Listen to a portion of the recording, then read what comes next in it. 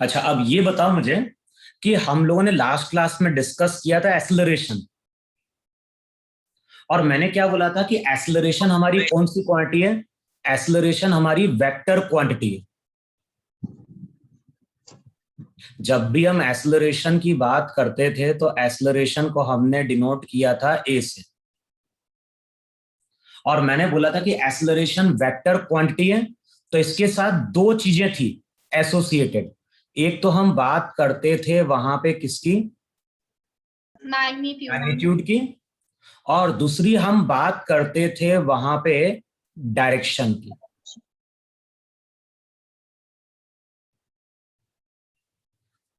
तो एक्सेलरेशन का मैग्नीट्यूड भी होता है, एक्सेलरेशन का क्या होता है? डायरेक्शन भी होता है।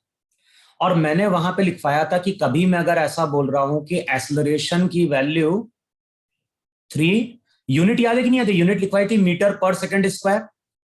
यस सर लिखवाई। तो अच्छा, तो अगर मैंने तुमसे कहीं बोला कि acceleration 3 metre per second square है, तो ये एक्सेलरेशन पॉजिटिव है कि नहीं? Yes sir. इसका मतलब है इस डायरेक्शन को हमने पॉजिटिव बोला था कि नहीं बोला था वहां पे? बोले था। Yes sir. और एक मैंने अपवर्ड डायरेक्शन को पॉजिटिव बोला था। तो मान लो भी हम हॉरिजॉन्टल डायरेक्शन की बात कर रहे हैं, तो ए अगर मैंने +3 लिखा है तो उसका डायरेक्शन कांस्टेंट हो गया कि नहीं हो गया? हो गया सर। अच्छा, इसका मैग्नीट्यूड भी कांस्टेंट है कि नहीं है? तो यहां पे जब मैंने एक्सेलरेशन लिखा है किसी पार्टिकल का 3 मीटर पर सेकंड स्क्वायर, तो बताओ उसका डायरेक्शन और मैग्नीट्यूड दोनों कांस्टेंट है कि नहीं? Yes sir. है सर। और ऐसा अगर होता है तो हम बोलते हैं कि पार्टिकल का जो एक्सेलरेशन है वो यूनिफॉर्म है। यस। लिखवाया था यूनिफॉर्म एक्सेलरेशन? अगर नहीं लिखवाया था तो इतना नोट डाउन कर लेना कि यहां पे जो एक्सेलरेशन मैं लिख रहा हूं, ये एक्सेलरेशन मेरा वहां पे क्या है? यूनिफॉर्म है। क्यों यूनिफॉर्म है? किसी भी एक्सेलरेशन को हम यूनिफॉर्म तभी बोलते हैं जब ना तो उसका मैग्नीट्यूड चेंज होता है, ना ही क्या चेंज होता है? डायरेक्शन। लेकिन अगर मैंने कभी तुमसे बोला कि किसी पार्टिकल का एक्सेलरेशन है 3t, किसी पार्टिकल का acceleration 3t metre per second square है और t रिप्रेजेंट कर रहा है टाइम, बताओ यहां पे क्या चीज कांस्टेंट है और क्या चीज वेरिएबल है? डायरेक्शन बताओ हमेशा पॉजिटिव है कि नहीं? लेकिन मैग्नीट्यूड कांस्टेंट है क्या? मैग्नीट्यूड टाइम के साथ वेरी करेगा। अगर हमने t की वैल्यू यहां पे पुट करी 1, तो a कितना आएगा? 3 आएगा। अगर हमने t की वैल्यू 2 पुट करी तो a यहां पे क्या आएगा? 6। इस तरह से आएगा कि नहीं आएगा? आएगा। तो यहां पे जब मैंने एक्सेलरेशन लिखा है 3t, तो ध्यान ना इसका मैग्नीट्यूड चेंज हो रहा है। तो यहां पे जो एक्सेलरेशन होता है वो एक्सेलरेशन हमारा नॉन यूनिफॉर्म होता है। तो हम लोग दो वर्ड यूज करते हैं, कई बार हम वर्ड यूज करते हैं कि पार्टिकल का एक्सेलरेशन यूनिफॉर्म है, और कई बार हम बोलते हैं पार्टिकल का एक्सेलरेशन नॉन यूनिफॉर्म है। नॉन यूनिफॉर्म का मतलब क्या है? या तो मैग्नीट्यूड चेंज हो जाए, या डायरेक्शन चेंज हो जाए, या दोनों चीज चेंज हो जाए। तो लिखो वहां पे यूनिफॉर्म एक्सेलरेशन का मतलब क्या है। तो लिखो वहां पे if the magnitude of acceleration if the magnitude या ऐसा लिखो if the magnitude and direction of acceleration always remains constant if the magnitude and direction if the magnitude and direction of acceleration always remains constant, then it is known as uniform acceleration. तो उस acceleration को हम वहां पे क्या बोलते हैं? Uniform acceleration बोलते हैं। लिख लिया इतना?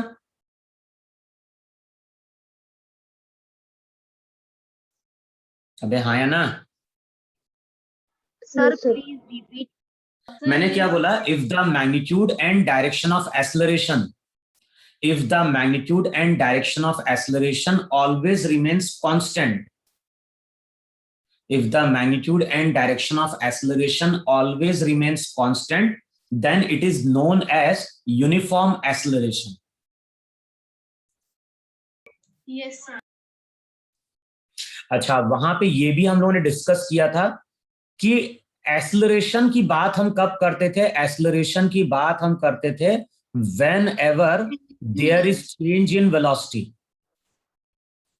ये याद है कि नहीं याद है? Yes, sir, याद है.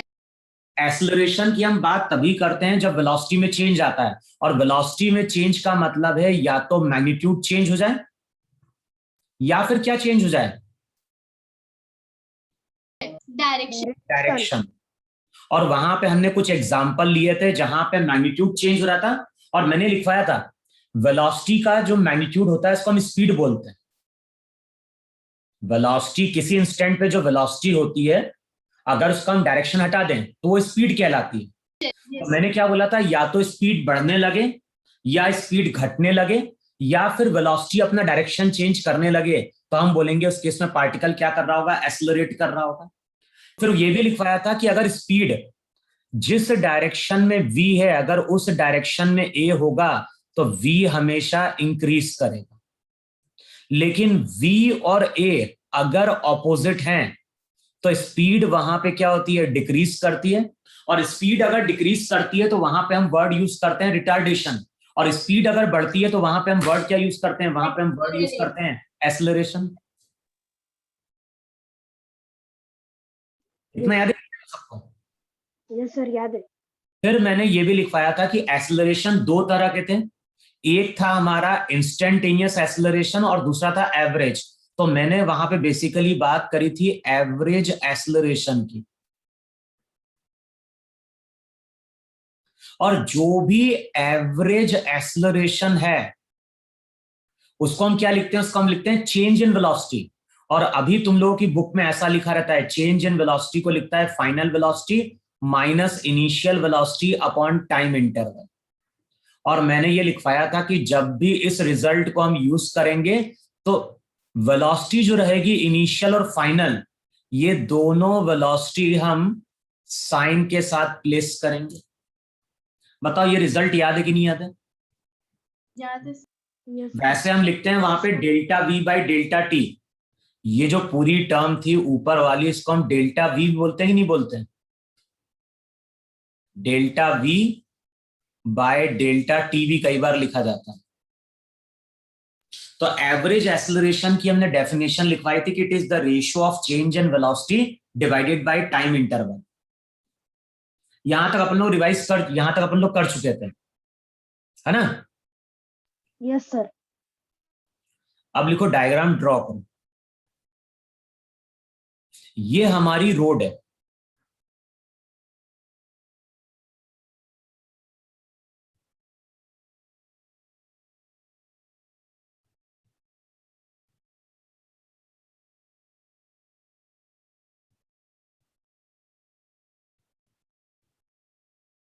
ये है हमारी रोड. अच्छा, जो भी रोड है ना, इस रोड पे यहां पे कार जा रही है. ये जो रोड है यहां पे कार जा रही है और ये कार मूव कर रही है 20 मीटर पर सेकेंड से. जो भी कार है, कार 20 मीटर पर सेकेंड से जा रही है और कुछ टाइम बाद कार यहां पे एंटर करती है. अब बताओ, जैसी कार यहां पे एंटर करेगी तब ये कार कर पाथ पे चलेगी नहीं चलेगी? Yes sir. और कुछ टाइम बाद ये जो कार रहेगी, बताओ ये कार अपना टर्न कंप्लीट कर लेगी नहीं कंप्लीट कर लेगी? Yes sir. और कार जो है, कार 20 मीटर पर सेकेंड से ये टर्न अपना कंप्लीट कर रही है. कई बार ऐसा होता नहीं होता है कि जो रोड रहती है, रोड स्ट्रेट ना होके रोड पे क्या होता है? टर्न आता है. तो जो भी कार है, कार 20 मीटर पर सेकेंड से टर्न क्या कर रही है? कंप्लीट कर रही है. और कितना टाइम ले रही है? इसको टाइम लग रहा है वहां पे 10 सेकेंड. 10 सेकेंड के अंदर इस कार ने अपना ये टर्न यहां पे क्या कर लिया है? कंप्लीट कर लिया. अब लिखो कैलकुलेट क्या करना है. Find out the average acceleration of the car. Find out the average acceleration of the car. तो बताना है कार का एवरेज एक्सलरेशन क्या होगा।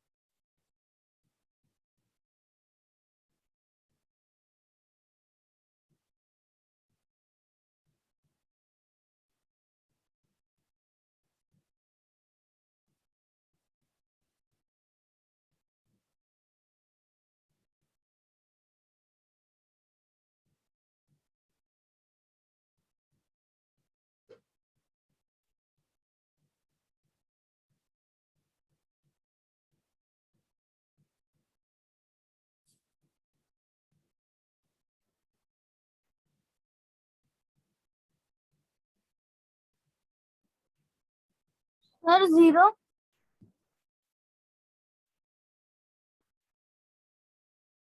बोलो। सर 0। कैसे 0 बताओ तुम मुझे। मैंने फॉर्मूला क्या लिखवाया है ये बताओ मुझे। मैंने एवरेज एक्सलरेशन जो है उसका फॉर्मूला लिखवाया है final velocity minus initial velocity upon time interval. अच्छा बताओ फाइनल वेलोसिटी कहाँ है, लेफ्ट की ओर या राइट की ओर। ये जो डायरेक्शन रहेगा ये इनिशियल वेलोसिटी का है और ये फाइनल का है कि नहीं। अब बताओ साइन के साथ अगर प्लेस करेंगे तो फाइनल वेलोसिटी नेगेटिव है कि नहीं। Yes sir. Minus initial velocity positive, time interval कितना 10। तो ये सब्ट्रैक्ट कौन होगा, ये ऐड हो गया तो ये हो गया -40/10। तो ये आ जाएगा -4 मीटर/सेकंड स्क्वायर। और नेगेटिव साइन केवल बता रहा है डायरेक्शन। तो कार का एक्सलरेशन 4 मीटर/सेकंड स्क्वायर है और ये एक्सलरेशन कहाँ है, टुवर्ड्स लेफ्ट है।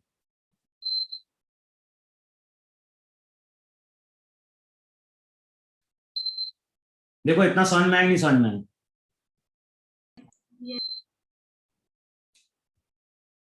मैंने क्या बोला है, जब भी फॉर्मूला यूज करना है ये फॉर्मूला हमेशा हमें साइन के साथ यूज करना है।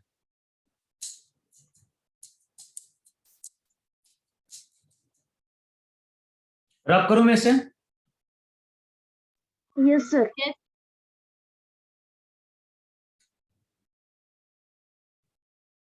अच्छा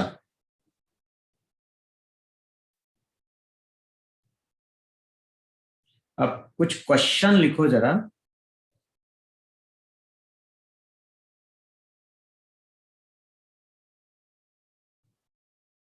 लिखो वहां पे, a motor bike is moving,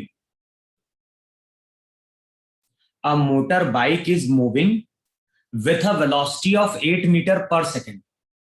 A motor bike is moving with a velocity of 8 meter per second. It is accelerated. It is accelerated at a rate.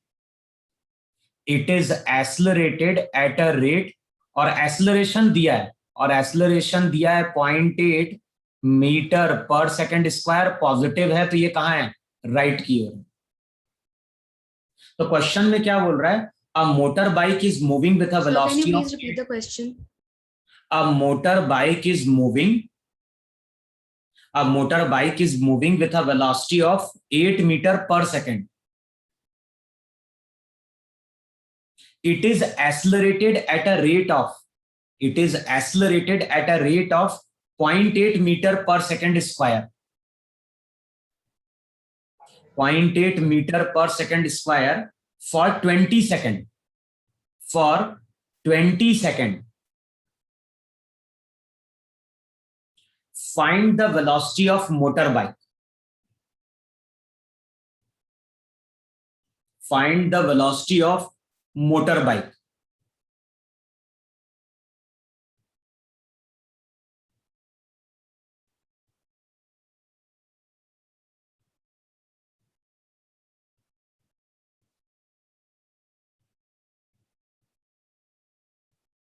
+8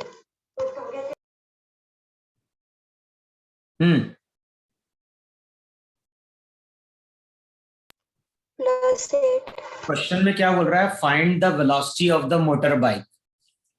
तो कितना बोल रहे हो?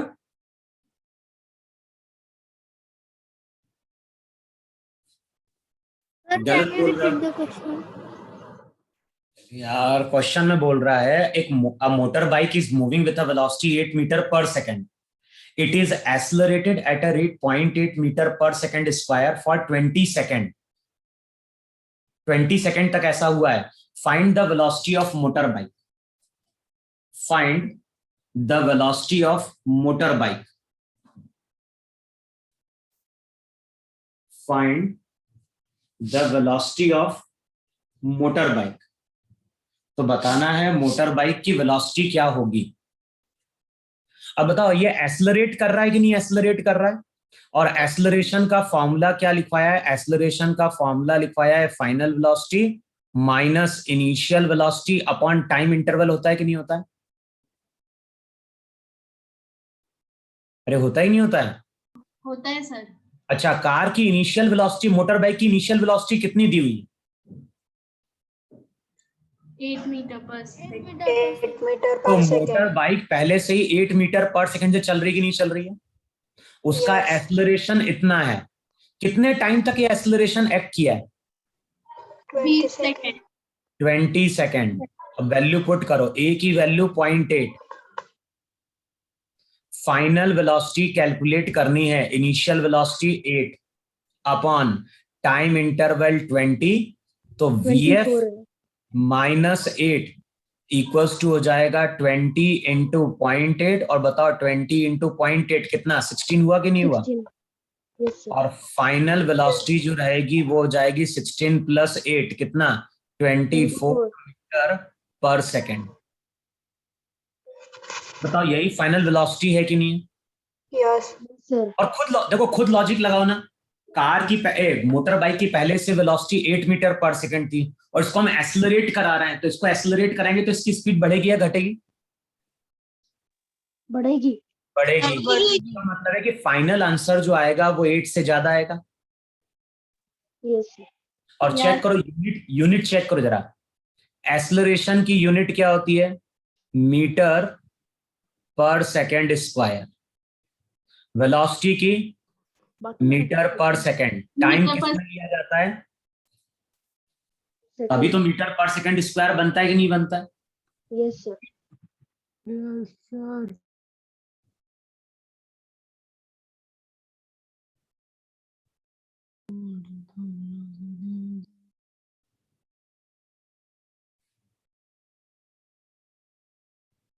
लिखो वहां पे. एक और क्वेश्चन लिखो यार. लिखो वहां पे. A car starts from rest. A car starts from rest. A car starts from rest and is accelerated. A car starts from rest. A car starts from rest and is accelerated at the rate of 3 meter per second square. And is accelerated at the rate of 3 meter per second square for 8 seconds. A car starts from rest and is accelerated at the rate of 3 meter per second square for 8 seconds. Find the velocity of the car. Find the velocity of the car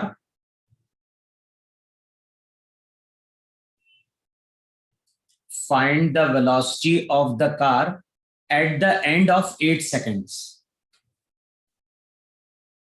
तो car की velocity हमें बतानी है at the end of 8 seconds.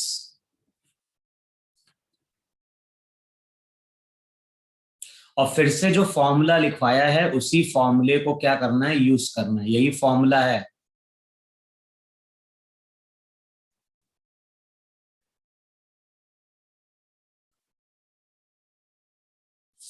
बताओ car कितने time के लिए accelerate हुई है? टाइम कितना है? 8 seconds. 8 सेकेंड। एक्सलरेशन कितना है? 3 metre per second 3 meter per second square. कितना? 3 meter per second square. Metres per 3 second. Metre per second square. हमें क्या कैलकुलेट करना है? हमें फाइनल वेलोसिटी कैलकुलेट करनी है कि नहीं कैलकुलेट करनी है? Yes, sir. अच्छा, इनिशियल वेलोसिटी क्या है ये बताओ मुझे। वहां पे अगर लैंग्वेज चेक करोगे तो लैंग्वेज में उसने वर्ड यूज किया है स्टार्ट्स। अब तो बताओ, कोई बॉडी अगर स्टार्ट हो रही है इसका मतलब है कि उसकी इनिशियल वेलोसिटी क्या रही होगी? 0. जीरो। भाई पहले से तो रेस्ट में रहा होगा ना अगर स्टार्ट हो रहा है तो यहां पे तुम क्या बोलोगे? यहां पे तुम बोलोगे इनिशियल वेलोसिटी 0। तब फॉर्मूला क्या हो गया? एक्सेलरेशन 3, फाइनल वेलोसिटी कैलकुलेट करनी है, इनिशियल वेलोसिटी 0, टाइम हो गया 8 सेकेंड। तो जो वेलोसिटी हो रही होगी वो हो जाएगी वहां पे 24 मीटर पर सेकेंड। बताओ आया कि नहीं आया क्वेश्चन समझ में? Yes, sir. आया ना सबको समझ में क्वेश्चन? लिखो, एक क्वेश्चन और लिखो इसी फॉर्मूले पे। इतना नोट कर लिया? यस Sir, कर लिए. लिखो नेक्स्ट क्वेश्चन, लिखो वहां पे।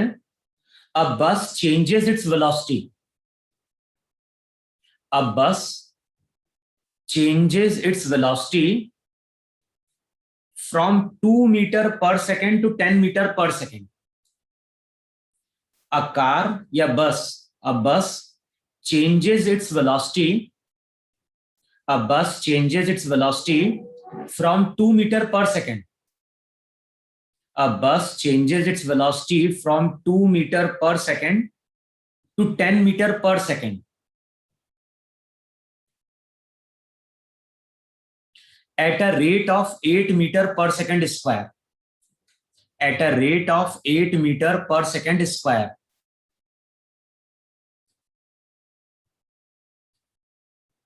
How much time is required?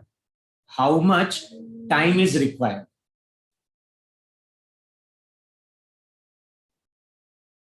Sir can you repeat? A bus changes its velocity. A bus changes its velocity from 2 meter per second to 10 meter per second at a rate of 8 meter per second square. At a rate of 8 meter per second square. How much time is required? How much time is required?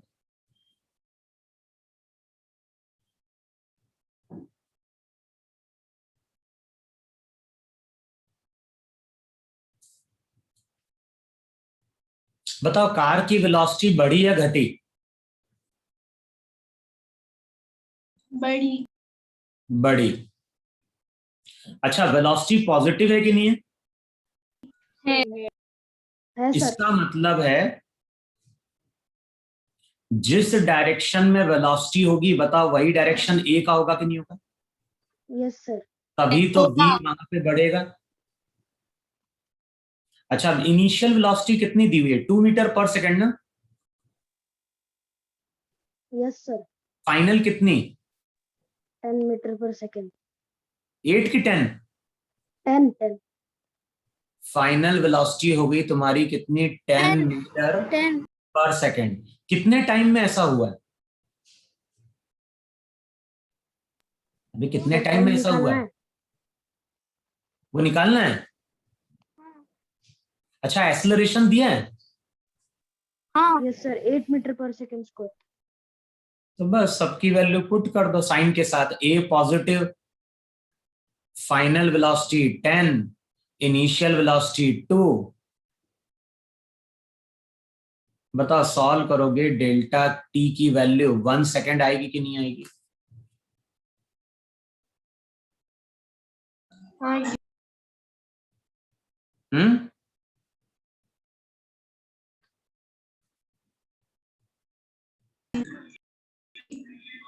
Sir वो value क्या बोल रहे हो?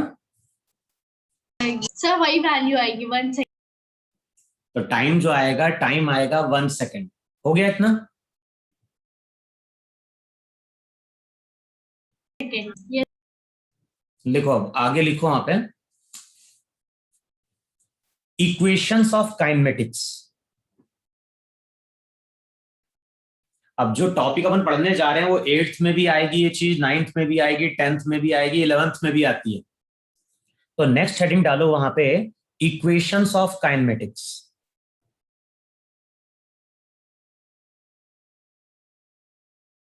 Equations of kinematics. Kinematics क्या है? Kinematics physics की एक branch है जहां पे हम स्टडी करते हैं किसी बॉडी या पार्टिकल की। जो चैप्टर हम पढ़ते हैं ना, जैसे जो हम बात करें डिस्टेंस, डिस्प्लेसमेंट, वेलोसिटी, एक्सेलरेशन, ये टॉपिक काइनेमेटिक्स में आता है। तो काइनेमेटिक्स फिजिक्स की एक ब्रांच है जहां पे हम पार्टिकल के मोशन की क्या करते हैं? स्टडी करते हैं। अब यहां पे हम बात करने जा रहे हैं कुछ इक्वेशंस की। अब इक्वेशन लिखो। पहली जो इक्वेशन आती है वो आती है v equals to u plus AT। जो पहली इक्वेशन आती है वो आती है v equals to u plus AT। इसमें u जो होता है वो इनिशियल वेलोसिटी होती है,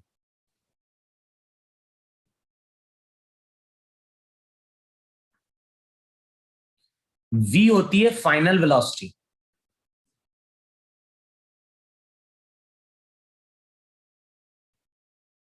v होगी वहां पे फाइनल वेलोसिटी। a होता है एक्सेलरेशन और t होता है टाइम। लिखा पहली equation v equals to u plus AT। Yes sir. अच्छा, अब दूसरी इक्वेशन लिखो। दूसरी इक्वेशन जो यूज की जाती है वो यूज की जाती है s equals to ut plus half AT²। बाकी का मतलब वही है, जो नेक्स्ट टर्म आ रही है s, और s देता है डिस्प्लेसमेंट।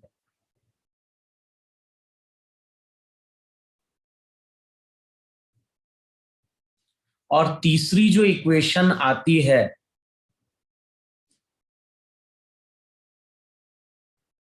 जो तीसरी इक्वेशन हम पढ़ते हैं वो पढ़ते हैं वहां पे v² equals to u² plus 2as। और नोटेशन वही है, symbol u initial velocity, v final velocity, a वहां पे एक्सेलरेशन, s वहां पे डिस्प्लेसमेंट। अब ये जो तीन इक्वेशंस होती हैं इन्हीं को हम बोलते हैं इक्वेशंस ऑफ काइनेमेटिक्स। अच्छा, सबसे पहला पॉइंट लिखो, ये फॉर्मूले कब अप्लाई करेंगे? ये फॉर्मूले अप्लाई किए जाते हैं when a particle is moving. लिख लो वहां पे, when a particle is moving with uniform acceleration. When a particle is moving with uniform acceleration।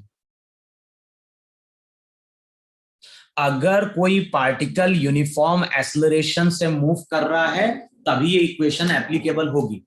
और स्टार्टिंग में मैंने क्लियर कर दिया है, यूनिफॉर्म एक्सेलरेशन का मतलब यही है कि ना तो उसका मैग्नीट्यूड चेंज होगा, ना ही क्या चेंज होगा, डायरेक्शन। तो v² equals to u² plus 2as, s equals to ut plus half AT² और b equals to u plus AT। यही हमारी काइनेमेटिक्स की इक्वेशन है। लेकिन हम इनको तभी अप्लाई कर पाएंगे जब एक्सेलरेशन हमारा क्या रहेगा, यूनिफॉर्म रहेगा। अच्छा, अब ये फॉर्मूला कब यूज किया जाता है? तो कई बार क्वेश्चन में हमें बोलता है कैलकुलेट करो फाइनल वेलोसिटी।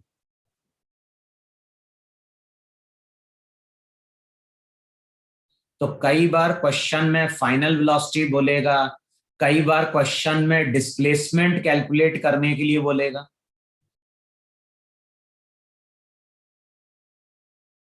तो ये जो इक्वेशन रहती है, ये इक्वेशन टी टाइम बाद फाइनल वेलोसिटी देती है, ये इक्वेशन टी टाइम बाद डिस्प्लेसमेंट देता है, और ये इक्वेशन वेलोसिटी देती है एस डिस्प्लेसमेंट के बाद। समझ में? पहली इक्वेशन टी टाइम बाद वेलोसिटी देती है, दूसरी इक्वेशन टी टाइम बाद डिस्प्लेसमेंट देती है, और तीसरी इक्वेशन एस डिस्प्लेसमेंट बाद पार्टिकल की वेलोसिटी बताती है। Okay. बताओ, यहां तक किसी को डाउट है क्या? No sir. चलो, अब आगे हम इसी फॉर्मूले को यूज करने वाले हैं। अभी हमें डेरिवेशन से मतलब नहीं है। आई अब देखो, Sir. यहां पे अगर ग्राउंड है, देखो ग्राउंड है, और ग्राउंड के ऊपर हमने एक बॉल या पत्थर को लाके छोड़ा। बताओ, ग्राउंड के ऊपर अगर हम किसी बॉल या पत्थर या पार्टिकल को लाके छोड़ते हैं तो पार्टिकल रुका रहता है क्या? No, sir. वो नीचे जाता पार्टिकल जो रहता है, पार्टिकल नीचे की ओर जाता है। Yes. और पार्टिकल अगर नीचे की ओर जा रहा है, इसका मतलब है कि इस पार्टिकल ने इस डायरेक्शन में कोई फोर्स एक्सपीरियंस किया है। जब हम पार्टिकल को छोड़ते हैं अर्थ के पास, तो पार्टिकल नीचे जाता ही नहीं जाता है। और पार्टिकल अगर नीचे, और देखो पार्टिकल अगर नीचे की ओर जा रहा है, इसका मतलब है कि इस पार्टिकल ने नीचे की ओर एक फोर्स एक्सपीरियंस किया है। अब ये फोर्स किसके कारण बनता है? ये फोर्स बनता है ड्यू टू अर्थ ग्रेविटी, या ड्यू टू ग्रेविटी ऑफ अर्थ।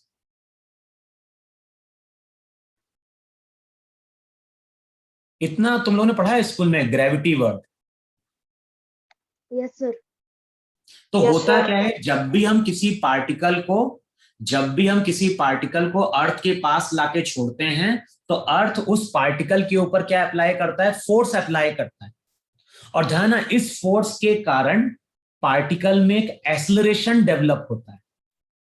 इस फोर्स के कारण पार्टिकल में एक एक्सेलरेशन डेवलप होता है। इस एक्सेलरेशन को हम जी से डिनोट करते हैं, और जो जी रहता है इसको हम बोलते हैं एक्सेलरेशन ड्यू टू ग्रेविटी।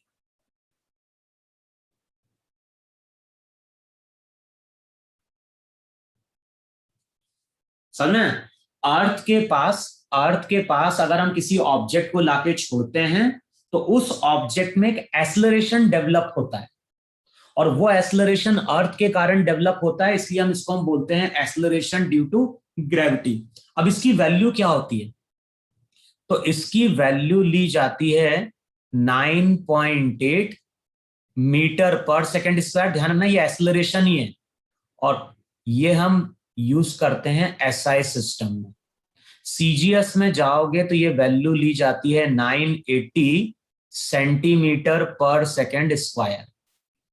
जब भी हम न्यूमेरिकल सॉल्व करते हैं, तो या तो हम एसआई सिस्टम फॉलो करते हैं या फिर सीजीएस सिस्टम फॉलो करते हैं।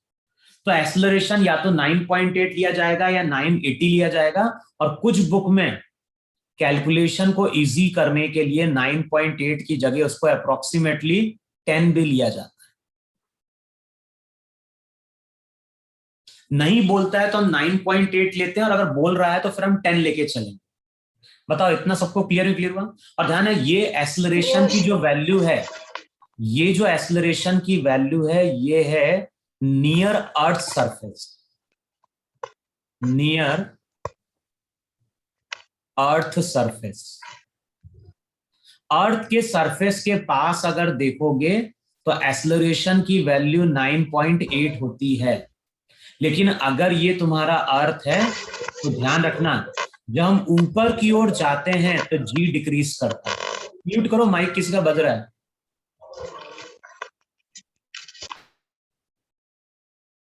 मैंने क्या बोला वहां पे?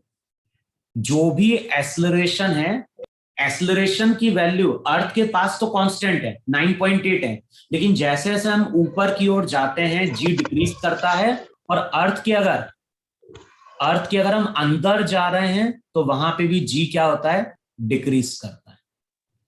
तो जी हमेशा कांस्टेंट नहीं रहता।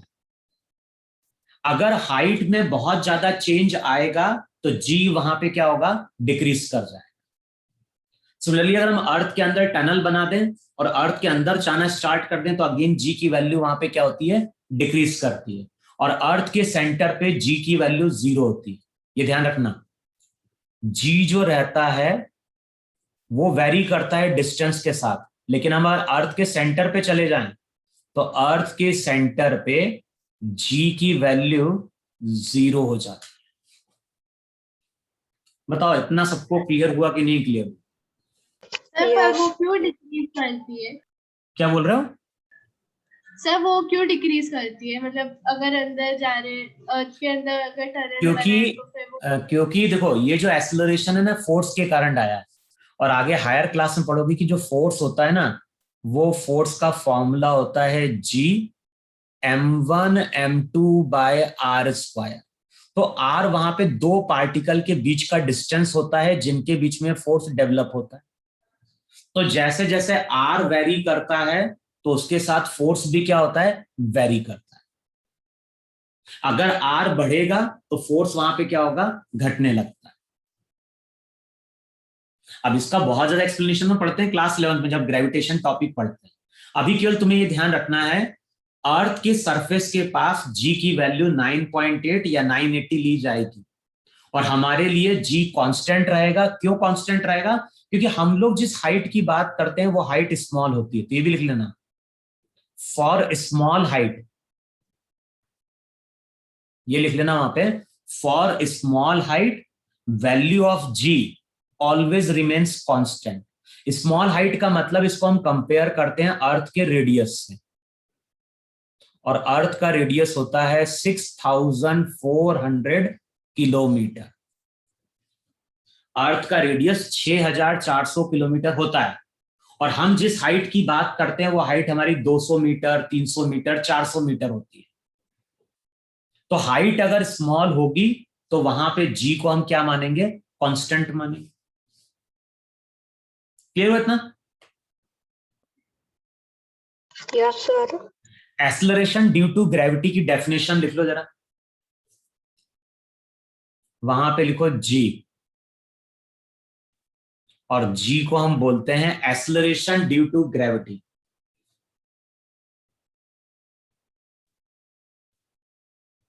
अब लिखो वहां पे, whenever a particle is released, whenever a particle is released over the earth's surface, whenever a particle is released, whenever a particle is released over the earth's surface, whenever a particle is released over the earth's surface, then it experiences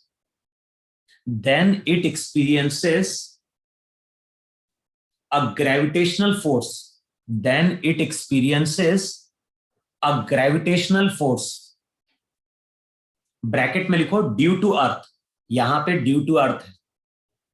whenever a particle is released over the earth's surface, it experiences a gravitational force, as a result of which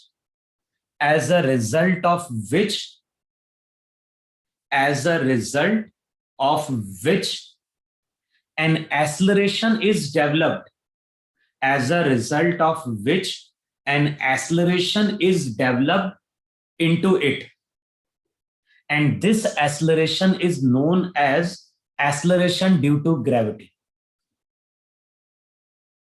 and this acceleration is known as acceleration due to gravity. Sir, can you repeat the definition? नहीं repeat कर पाएंगे अब तो। हाँ, जो मैंने explain किया तुम्हें लिखना पड़ेगा अपनी लैंग्वेज में। क्या बोला मैंने वहां पे, whenever a particle is released over the earth's surface then it experiences a gravitational pull, bracket में क्या लिखा है, due to earth, as a result of which an acceleration is developed into it, and this acceleration is known as acceleration due to gravity. अबे simple सा मतलब है, अर्थ के पास किसी बॉडी को छोड़ोगे तो उस बॉडी पे फोर्स आएगा, फोर्स के कारण एक्सेलरेशन डेवलप होगा, और उसी एक्सेलरेशन को हम नाम देते हैं एक्सेलरेशन ड्यू टू ग्रेविटी। लिख लिया? Yes sir. अब लिखो वहां पे value of G, value of G varies with, value of G varies with height और depth, value of G varies with height and depth.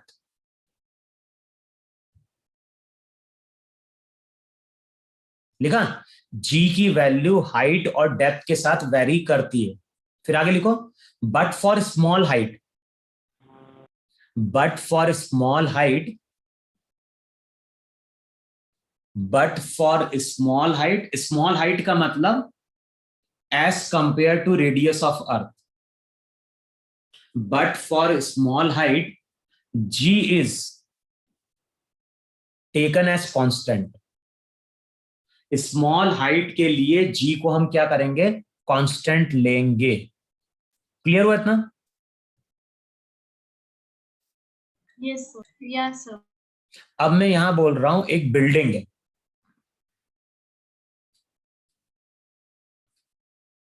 ये ग्राउंड है, ग्राउंड के ऊपर एक बिल्डिंग है और इस बिल्डिंग की हाइट दी हुई है, और इस बिल्डिंग की हाइट दी है 20 मीटर।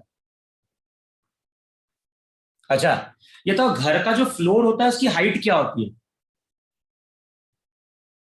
हम लोग जो भी फ्लैट या जिसमें रहते हैं घर में, तो ग्राउंड से लेके छत की हाइट कितनी होती है? आइडिया है किसी को? 5 मीटर। हाँ, 12 फीट। 12 फीट। बताओ मीटर में कितना, 1 फीट कितना मीटर? क्या? देखो जनरली जो वो एक्चुअली डिफाइन रहता है, जो फ्लोर से सीलिंग की हाइट होती है जनरली वो 3.5 मीटर से 4.2 तक जाती है, यानी अप्रोक्सीमेटली 4 मीटर पकड़ लो। तो समझ में अप्रोक्सीमेटली हम किसकी बात कर रहे हैं? अप्रोक्सीमेटली हम 4 मीटर हाइट बात करते हैं जनरली, जो रहती है स्टैंडर्ड 4.1, 4.2, 3.8, वो डिपेंड करता है। अब बताओ, मैंने बोला 20 मीटर हाई बिल्डिंग है, इसका मतलब क्या हो गया कि 5 फ्लैट है एक तरह से। Yes sir. ये 5 फ्लोर का फ्लैट हो गया वहां पे। अब जो भी बिल्डिंग है, बिल्डिंग के ऊपर यहां पे एक पर्सन है,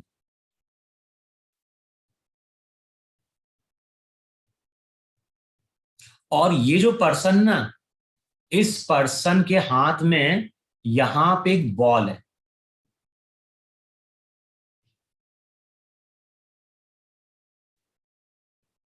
फिर डायग्राम में ड्रॉ कर रहा हूं, सेम बिल्डिंग है, बिल्डिंग की हाइट 20 मीटर।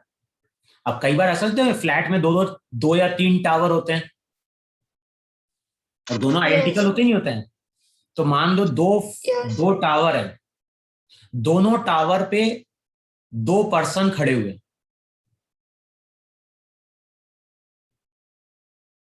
इस पर्सन के हाथ में, इस पर्सन के हाथ में यहां पे एक लाइट फेदर है, पंख है। तो एक पर्सन के हाथ में बॉल है, दूसरे पर्सन के हाथ में क्या, एक फेदर है।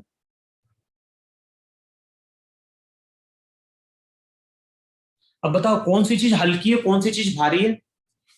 बॉल हल्की और बॉल फेदर, भारी है। फेदर हल्का है और बॉल क्या है, भारी है ना?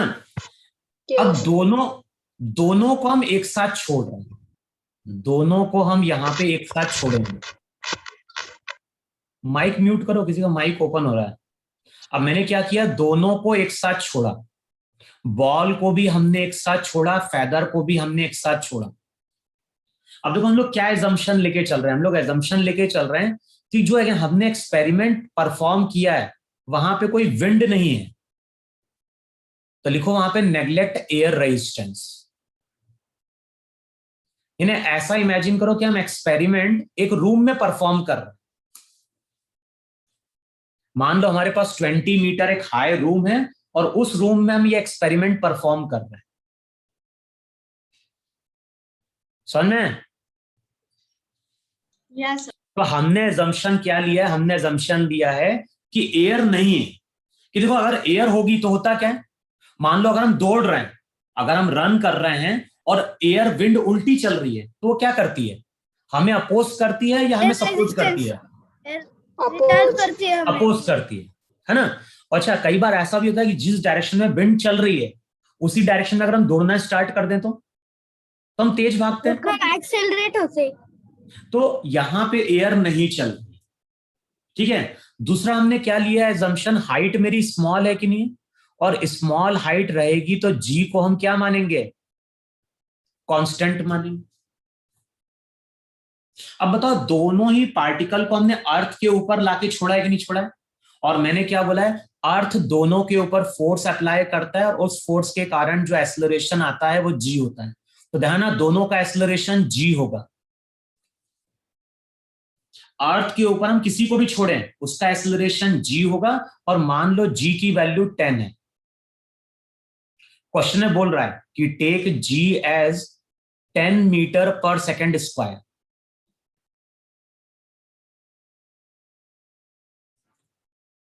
अच्छा अब बताओ, मैंने क्या बोला? बॉडी हम कोई सी भी लें, रबर की बॉल लें, स्टील की बॉल लें, लकड़ी की बॉल लें, लोहे की बॉल लें, उसका एक्सेलरेशन हमेशा 10 मीटर पर सेकेंड स्क्वायर ही होता है।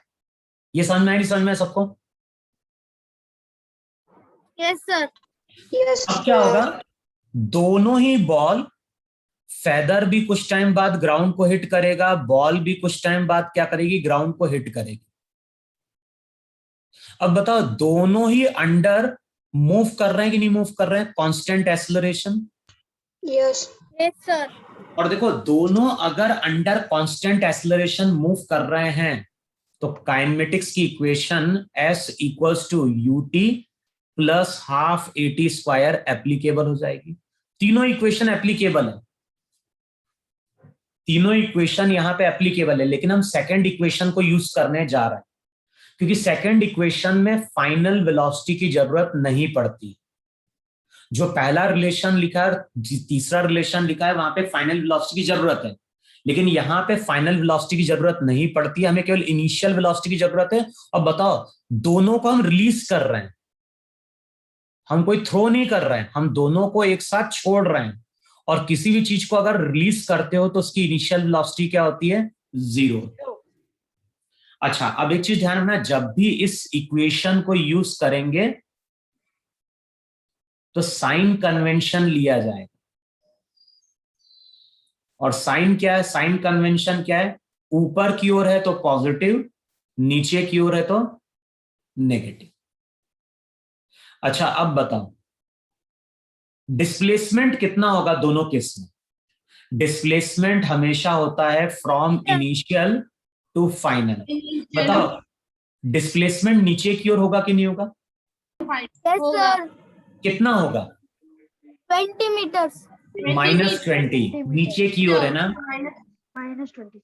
तो जब हम बॉल के लिए इक्वेशन यूज करेंगे तो s की जगह हम क्या लिखेंगे? s की जगह लिखेंगे -20। Initial velocity 0, half. एक्सेलरेशन कहां है? एक्सेलरेशन नीचे की ओर है तो साइन लेंगे नेगेटिव। और यहां पे हमें कैलकुलेट क्या करना है? यहां पे हमें कैलकुलेट करना है कितने टाइम बाद ये बॉल ग्राउंड को हिट करेगी। अब बताओ, यहां पे इसको अगर सॉल्व करोगे तो 0 से 0 हट जाएगा, माइनस साइन हट जाएगा, टी स्क्वायर निकल के आएगा 4, टी स्क्वायर 4 तो टी हो जाएगा √4। √4 का मतलब 2 सेकेंड हुआ कि नहीं हुआ? Yes sir. इसका मतलब है कि ये बॉल 2 सेकेंड बाद ग्राउंड को क्या करेगी? हिट करेगी। अब मैं यही फॉर्मूला यूज करता हूं फेदर के लिए। बताओ, फेदर का डिस्प्लेसमेंट भी -20 होगा कि नहीं होगा? फेदर की इनिशियल वेलोसिटी भी 0 है, फेदर का एक्सेलरेशन भी क्या है? -10 है। टाइम कितना लगा? T square.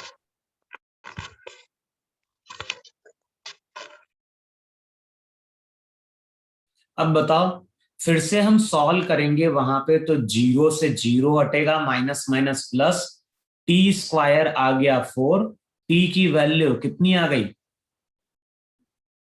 2 सेकेंड। 2 सेकेंड। इसका मतलब है कैसे आया क्या?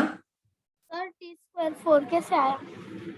अबे 10 इंटू 2 20 और ये 2 इधर नहीं जाएगा तो 2 इंटू 2 4 नहीं हो जाएगा भाई? 20 इंटू 2 40 होता है, 40 डिवाइडेड बाय 10 4 होगा कि नहीं होगा? Yes sir. तो यहां बताओ दोनों को टाइम सेम लगा कि नहीं लगा? लगा।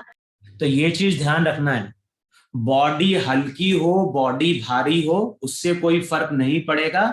दोनों बॉडी को अगर हम सेम टाइम पे सेम हाइट से छोड़ेंगे तो दोनों बॉडी ग्राउंड को एक साथ जाके क्या करेगी? हिट करेगी। और ये बहुत कॉमन क्वेश्चन है जो बुक में पूछा जाता है। और कभी ऐसा करके देखना, और ऐसा हम कर सकते, मान लो रूम है, घर में क्या करो, एक हल्की एक रबर की बॉल लो और एक स्टील की बॉल लो या कोई लोहे का टुकड़ा लो और दोनों को एक साथ छोड़ो सेम हाइट से, तुम देखोगे दोनों एक साथ ग्राउंड को क्या करते हैं? हिट करते हैं। कभी करके देखा ही नहीं देखा ऐसा?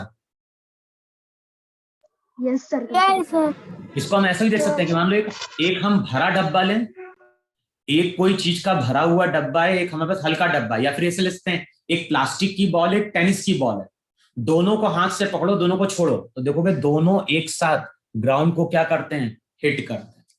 तो कई बार इस तरह के क्वेश्चन सॉल्व करते हैं जहां पे क्वेश्चन में पूछा जाता है कि कितने टाइम बाद पार्टिकल ग्राउंड को हिट किया, तो वहां पे फिर ये काइनेमेटिक्स की इक्वेशन क्या की जाती है? यूज की जाती है।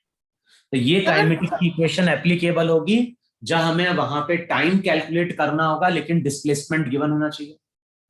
हाँ बोलो क्या बोल रहा है? सर ग्रेविटी कांस्टेंट क्यों होता है?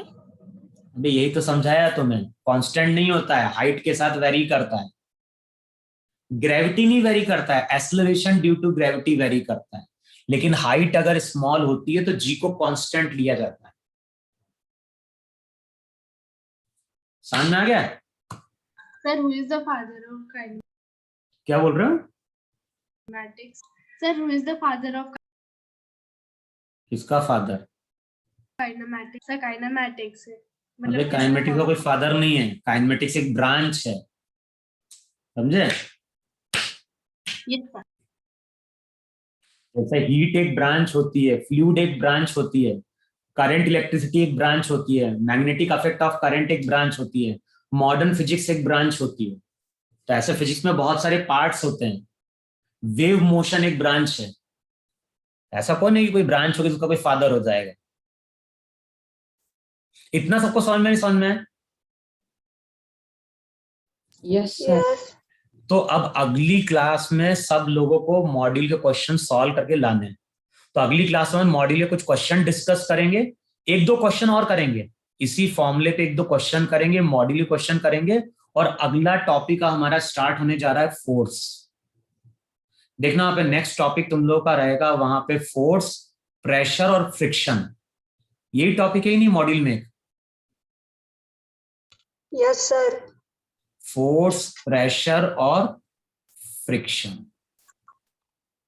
और मैंने फ्रिक्शन लास्ट ईयर पढ़ाया था एक बैच में, तो मैंने इसकी जूम रिकॉर्डिंग करी थी, तो मैं उसको पहले से भेज दूंगा जब फ्रिक्शन पढ़ेंगे तो। ठीक है, तो अगली क्लास में अपन नेक्स्ट चैप्टर स्टार्ट कर रहे होंगे, लेकिन उससे पहले ये जो चैप्टर कंप्लीट हुआ है इसके तुम लोग डाउट्स अपने निकाल के रख लेना कि कौन सा क्वेश्चन बना और कौन सा क्वेश्चन नहीं बना। ठीक हो गया? इतना समझ में नहीं समझ में आया सबको? Yes sir. Yes sir. चलो फिर इसको कंटिन्यू करेंगे अगले टाइम तक। ठीक है, बाय सर। Bye sir. मैं अपलोड करता हूँ इसको रिकॉर्डिंग को ना बाद में। Yes sir.